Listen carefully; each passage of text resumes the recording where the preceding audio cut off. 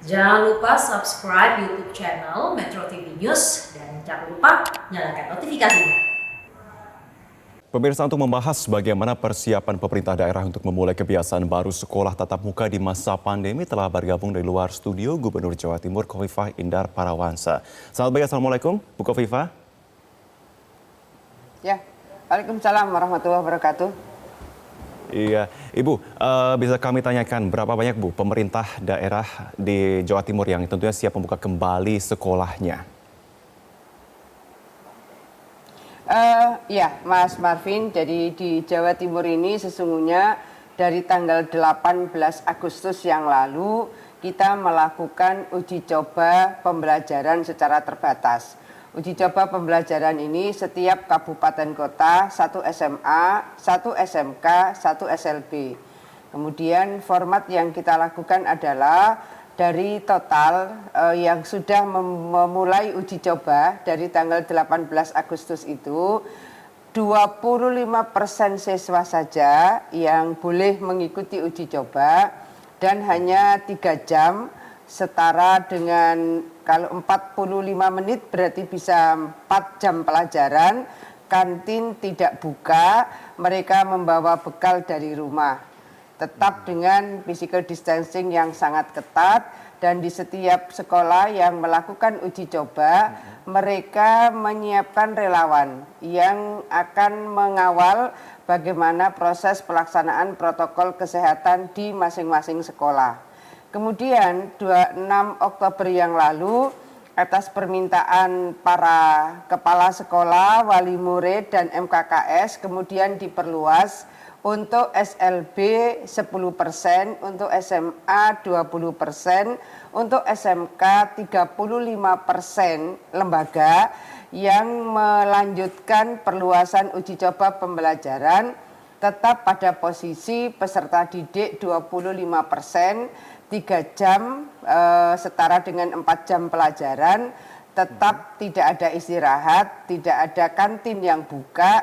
Dan alhamdulillah sebetulnya sampai hari ini kita terus melakukan monitoring, semua berjalan dengan baik.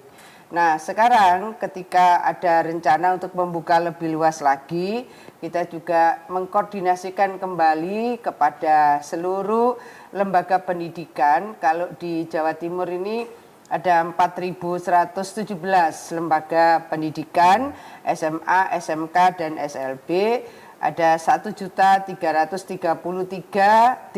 orang siswa, jadi 1.333.003 siswa SMA, SMK, SLB se-Jawa Timur. Inilah yang terus kita koordinasikan kebutuhan-kebutuhan mereka dari mulai kita sekarang koordinasi rapid antigen swab, kemudian kita juga sedang menyiapkan antigen yang lebih cukup gitu, kemudian kita menyiapkan disinfektan yang lebih banyak lagi karena sekolah-sekolah yang sudah melakukan uji coba tiap minggu mereka disemprot disinfektan dan seterusnya. Jadi ada relawan di setiap sekolah yang sudah melakukan uji coba. Ya. Bu Khofifah, untuk daerah di Jawa Timur adakah yang menjadi tanda kutip prioritas untuk adanya perhatian lebih? Dikatakan dalam segi faktor lain seperti misalkan masih adanya kasus yang cukup masif di sana ataupun juga masih melanda anak-anak. Adakah daerah tertentu yang menjadi concern? Ya, jadi begini. Ada kabupaten dan kota tertentu yang ternyata di kecamatan itu memang sejak bulan Maret selalu zona hijau kecamatan itu. Jadi pemetaan ini menjadi penting. Apa yang menjadi garis dari Satgas Pusat misalnya harus dengan persetujuan Kepala Satgas berarti Bupati Wali Kota, kemudian persetujuan orang tua dan tentu adalah kesiapan masing-masing lembaga sekolah. Ini menjadi satu kesatuan ketika uji coba itu dilakukan. Nah, kita sudah melakukan uji coba seperti yang saya sampaikan per 18 Agustus baru satu SMA, satu SMK, satu SLB, kemudian 26 Oktober kemarin 10% unit lembaga, 20 unit SMA dan 35 unit SMK. Inilah yang menjadi bagian dari proses evaluasi yang kita bisa lakukan ketika perluasan di awal Januari 2021 akan kita lakukan. Tapi tentu semua tetap dalam proses evaluasi, seizin orang tua tetap itu menjadi standar kami, kemudian kesiapan masing-masing lembaga, dan tentu adalah izin Satgas semua supaya menjadi satu kesatuan dalam penyelenggaraan ketika akan diluaskan pembelajaran tatap muka nanti. Oke. Untuk zona merah masih ada di mana, Bu, yang menjadi concern untuk adanya evaluasi lebih dari adanya sistem pembelajaran di Jawa Timur? Baik. Ya, jadi misalnya sekarang Jember ini zona orange, tapi beberapa kecamatan ini pada posisi per minggu kemarin ini ada yang masuk merah. Jadi selalu kami menyampaikan zonasi ini juga berseiring dengan kegiatan penyelenggaraan pemilu nanti. Selalu saya menyampaikan juga ke Bawaslu dan ke KPU bahwa ada titik-titik di mana memang kabupaten kotanya bisa saja kuning, tapi kemungkinan ada kecamatan yang orange, bahkan kemungkinan ada desa yang merah dan seterusnya. Pemetaan ini kan sebetulnya per minggu. Update zonasi ini kan dilakukan per minggu, jadi sama-sama harus kita update bersama. Baik, Ibu, terkait dengan bantuan dari pemerintah, baik itu seperti dana internet dan juga lain-lain untuk bisa menunjang proses pendidikan di sana, apakah sudah cukup menurut Ibu? Ya, jadi begini, kalau kita melakukan gotong royong masing-masing daerah, misalnya BPOPP dari Pemprov tetap kita siapkan anggarannya, kemudian BOS dari kementerian juga tetap, dan kita juga tidak langsung menyelenggarakan secara klasikal, jadi tetap hybrid meeting. Jadi proses yang dilakukan hybrid learning ini tetap. Jadi kalau tadi saya sampaikan 3 jam itu setara dengan 4 jam pelajaran tetap bisa dilakukan dengan presentasi siswa, sementara kita melakukan 25% yang masuk. Ini uji coba yang kami lakukan dari 18 Agustus dan 26 Oktober yang lalu.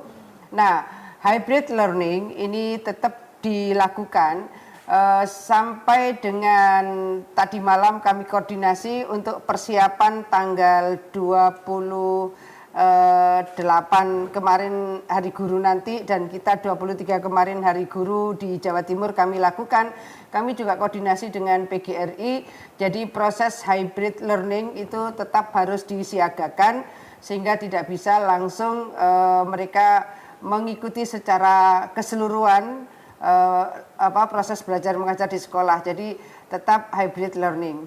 Jadi 3 jam tanpa istirahat dan kantin belum buka. Ya. Baik, Ibu, terakhir adakah langkah mitigasi darurat yang akan dilakukan oleh Ibu tentunya kepada sejumlah daerah jika ditemukan adanya kasus booming dari COVID-19 di sekolah-sekolah tersebut? Ya, kita kan kebetulan kembali sudah melakukan uji coba lebih awal.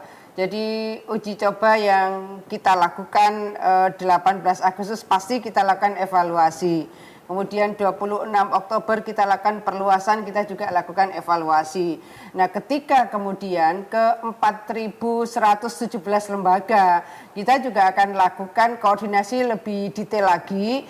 Makanya kita menyiapkan detail plan, pimpinan PGRI kita libatkan, kemudian MKKS kita libatkan, dan para kepala sekolah di wilayah masing-masing kita minta memberikan masukan, dan tentu adalah kepala Satgas. Jadi proses yang kita lakukan memang bertahap, tentu kita ingin semua berseiring dengan upaya menjaga protokol kesehatan yang ketat, tetapi proses pembelajaran bisa kita lakukan lebih baik lagi. Kita juga sebetulnya menyiapkan anjungan belajar mandiri. Anjungan belajar mandiri ini tetap kita siapkan untuk daerah pedalaman, kepulauan, dan pegunungan yang memang mereka masih belum bisa mengakses internet dengan baik, belum lagi ada kendala untuk paket data dan kemudian gadget yang memenuhi kebutuhan mereka untuk bisa mengikuti pembelajaran dengan baik. Jadi beberapa kendala-kendala di lapangan terus akan kami identifikasi. Baik, terima kasih sudah bergabung bersama kami Gubernur Jawa Timur Khofifah Indar Parawansa. Selamat pagi Ibu, terima kasih.